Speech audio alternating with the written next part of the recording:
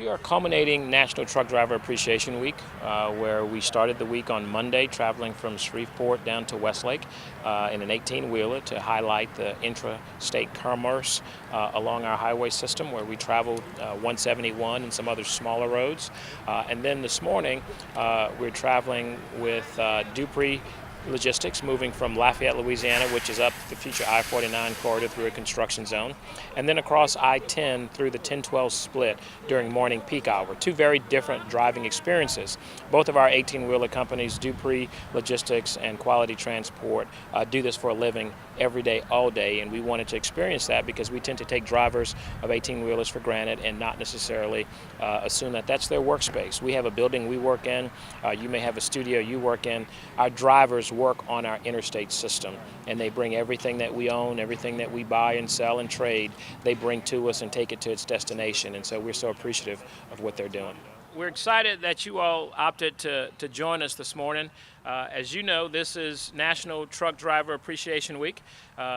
Governor John Bel Edwards has declared that by proclamation on Monday, and we thought of one really interesting way to celebrate this, and it's a way we've done other things, but we've never done Truck Driver Appreciation Week. And given the new emphasis on multimodal transportation, as well as our desire to have additional investment in transportation through the Governor's Transportation Investment Task Force, we spent Monday in Shreveport and Tuesday in Lake Charles, and we thought what a really innovative thing to do was to capitalize on intrastate commerce, where I rode in the Quality Trucking truck, a Quality Transport truck, and we brought fly ash from DeSoto Parish all the way down to Westlake to be a part of the construction of Sasol. And I was bragging to Kathy Gautreaux. She said, you know, that's all well and good, but until you've experienced the I-10 corridor, which is our major freight corridor, you ain't seen nothing yet. And she was right. And so this morning, I got up at about 5 o'clock and I met Flint, who is a 36-year driver with Dupree. He's only had 2 accidents, and I will tell you, I rode on Monday with Prez, who's a 50-year driver who only had 1 accident in his entire career. So I met Flint this morning in Lafayette at the Albertsons Parkway, interchange under construction right now for I-49 South, and we decided to take a ride. And so if you joined us on Facebook, you would have noticed that we did a live interview where you could see the different pavement conditions, and I saw Janice out here. I have a new appreciation for joints when you're in an 18-wheeler, especially in that one of those air cushion seats that balance themselves. So it's a good thing I didn't have a hot breakfast this morning, because I'd have been shaking it all up.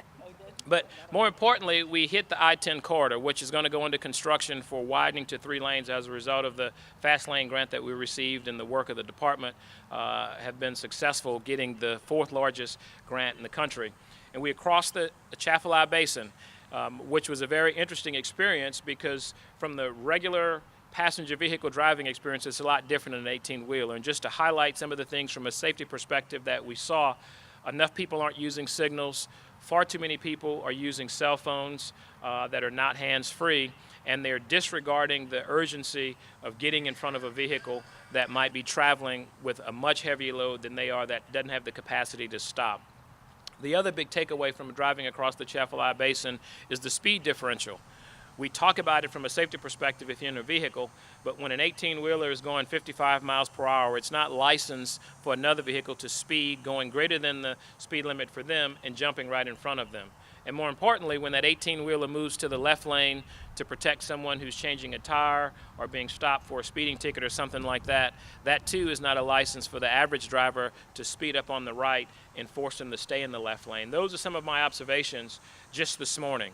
On Monday, we realized the importance of shoulders, we realized the importance of our centerline rumble strips, and we realized the impact of access management as we moved on 171, and the number of driveways that you have and the number of folks actually backing out into moving traffic.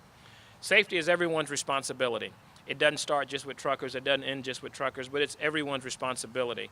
And we do our best at the department to do that. And so we wanted to highlight that as a way of showing our appreciation, because if we can keep a driver safe, Kathy, if we can keep people getting home to their families in a safe environment, then we have succeeded as a department. So I'd like to thank a couple of folks before I turn the mic over to Kathy to say a few words. The first is Quality Transport for providing that hitchhike for me from Shreveport to Westlake, and Prez for doing it safely. And then I'd also like to thank Flint and Doug Place with Dupree Trucking, who got me from Lafayette here today. I'd also like to thank Lamar Advertising, because for the first time, Lamar Advertising worked with us. We had a partnership where we put electronic billboards showing our appreciation for truckers across the state of Louisiana at no expense to the state, just to simply say thank you. We can't give them gas, we can't give them permits, but we can absolutely say thank you, because everything that we own, every mug you have, has been on the back of a truck at some point. The last people I'd like to thank are those who are standing here today and work in this building, the Department of Transportation, because they take their responsibilities for safety first. Whether it's the safety section or the permit section that works directly with the trucking community, we appreciate the work that you do, because it's oftentimes will go unnoticed, but until you get the view from 8 to 10 feet in the air carrying 8,700 gallons of fuel. He offered to fill me up, but he said you can't take it all at one time. So with that said, I'd like to say thank you for the job that you do, and turn it over to Kathy Gautreaux to say a few words, because she is the face and the voice of every trucking industry representative in the state of Louisiana. She works with our staff, she works with the legislature, and she works with the citizens here. So let me turn it over to Kathy to say a few words about the importance of trucking and safety from the trucking perspective. Thank you. There's not much I can add to that. He's done an excellent job. I've been representing the trucking industry for 30 years, over 30 years. And this is the first time statewide elected officials, from the governor and especially the Secretary of the Department of Transportation, has fully embraced the trucking industry as a full partner, not only in transportation but economic development and improving safety on the highways, as evidenced by the first secretary to ever ride in an 18-wheeler around the state. And I did challenge him. Okay, Shreveport to Lake Charles is a challenge, but you haven't experienced a Chaffalot Basin, the Mississippi River Bridge, and the 10-12 split at 8 a.m. on a Friday morning. Takes a real man to do that. So we so appreciate, we're glad to announce too that Dupree Transport, Dupree Logistics, has just been named one of the top 100 trucking companies in America.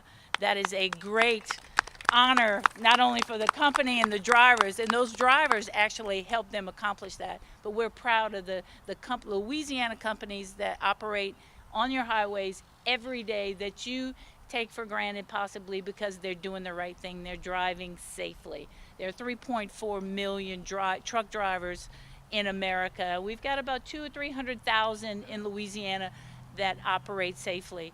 And we are proud to say, because of our partnership, not only with DOTD and the state police and local officials, we have increased or decreased the number of fatalities and injuries related to commercial motor vehicles tremendously over the past 10 years. I remember 30 years ago what it was like, and the type of equipment that was on the highways, vastly different. And we're very proud of the fact that we've improved safety, and we've done it in partnership with our state officials. On behalf of the truck drivers out there, we appreciate everything that they do and the fact that they work very, very hard to operate that truck safely and get the products to you safely. One of the things I'm very, very proud of, especially over the last month, during any disaster, and I cut my teeth on Hurricane Andrew many, many years ago, the number of truck drivers that volunteer their time to bring donated goods to Louisiana at no cost to the state. They volunteer a truck, they volunteer their time, they drive into Louisiana under somewhat harsh conditions, and I met several of them over the last month. Incredibly important to the recovery effort in the state is every truck and every truck driver that comes into the state with donated goods. And we're very, very proud to do that, and I'm very honored to represent them. And with that, thank you so much. We appreciate our truck drivers, and Lamar, the first time we've had a billboard saying we love our truck drivers, and thank you for the job that you're doing.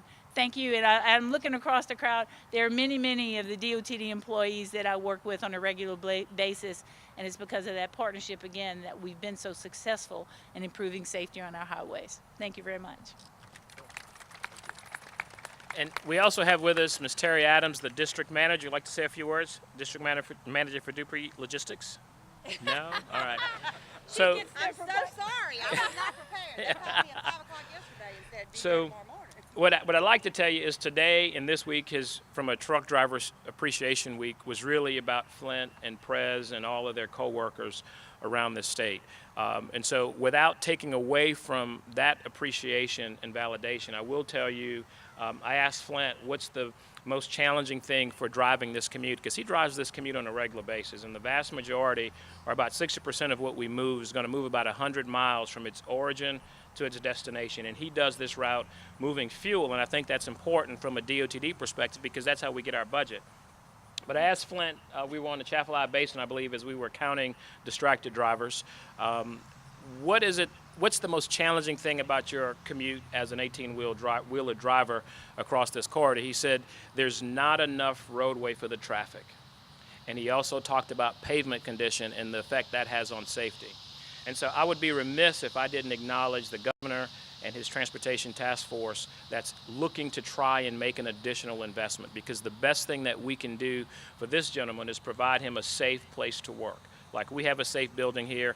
His livelihood and his workforce is going to be on the interstates, and if we can't keep them smooth, if we can't keep them with the right capacity, with safe shoulders, if they don't have alligators on the road, and I'm not talking about the alligators that are in the swamps, we're talking about busted tires that they call alligators on the highway, we have a responsibility to do that.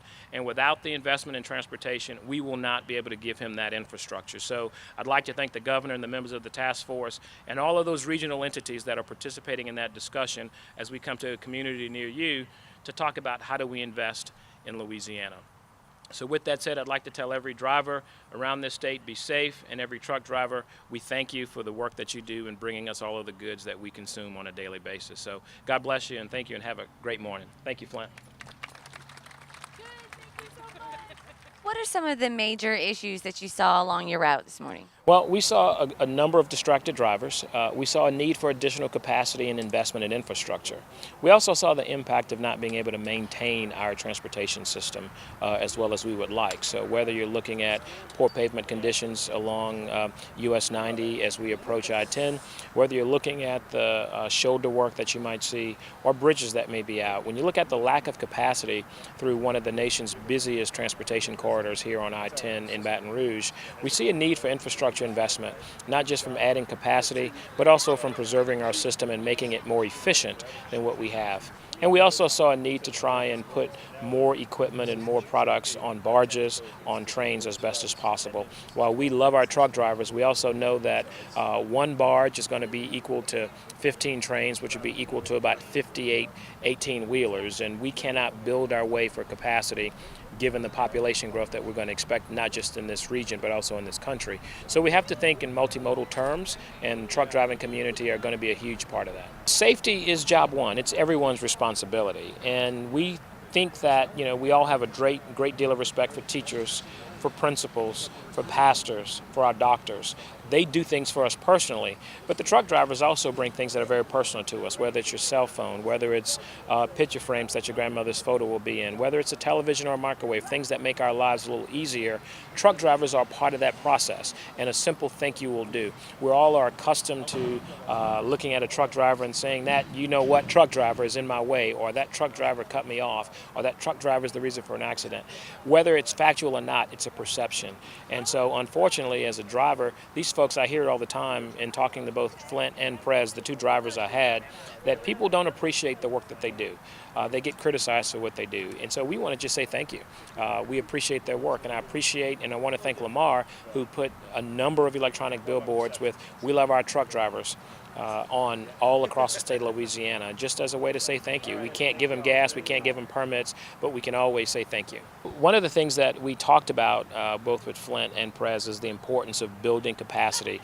When I asked Flint this morning what's the most challenging thing about I-10, he says there's not enough road for the volume of vehicles we have there, and the state is doing its share. We just received a $60 million fast lane application grant, which is a competitive pot out of the country, and we were the fourth largest recipient of that, as I understand, where we're going to widen I-10 from I-49 to the Chaffalaya Basin to 6 lanes, from 4 lanes to 6 lanes. And in addition to that, we're making other investments along this corridor to make it more efficient. We're moving traffic from the Washington Street exit to the Terrace Street exit. It's going to be a new off-ramp on 110 that will eliminate one merge on Washington Street that causes a great deal of congestion and delay. We'd love to widen I-10 from the bridge to the split. We just don't have the resources yet, nor do we have a final plan yet, but we're getting very close.